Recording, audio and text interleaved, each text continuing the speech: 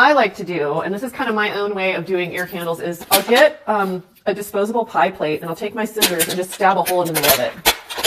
And then I'll make it just big enough with the scissors that I can put the ear candle through, just so that I can fit it in Lyle's ear. This is one of the fail-safes, how I make sure that the burning ear candle does not end up burning his hair. Okay, so in addition to this, I'm going to put the end of this in Lyle's ear, and then I'm going to light the end of this ear candle on fire.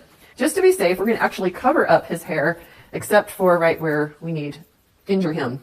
We want to put it in, doesn't have to go in super deep. And how's that feel, Lyle? Feels great. Okay, it's not poking you? Nope. Now I'm going to flatten this down. I'm going to get this as close to his ear as possible. This is going to be one of the protections. And then we're going to light this on fire. You can hear that, Lyle? Yep. So we're going to let this candle burn down a few inches, but when it starts to flop over, we're going to want to cut it off. When it burns down a little bit, we want it to burn and have a nice big flame on it, because it's creating heat that is pulling earwax up and out of the ear. It's melting it, it's creating a vacuum, it's melting it, and it's pulling it actually up into the bottom part of this candle. And you're actually going to see it. We're going to actually show you the contents of Lyle's ear off. And that's what I have this pie plate for, is so that in case when I clip this off and put it in water, in case it falls off, it's going to fall off into the pie plate.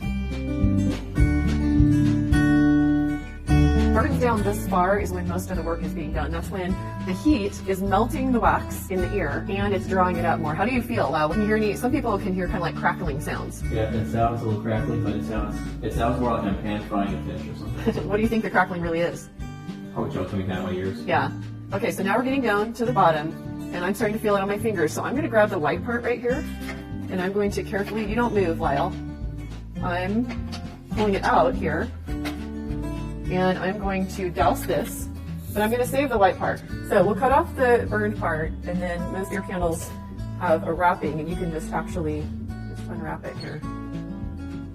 Okay, so that's probably the least earwax I've ever seen come out of anybody's ear doing ear candling. But you can see that's quite a bit. That could really affect your hearing, that amount of wax in your ear.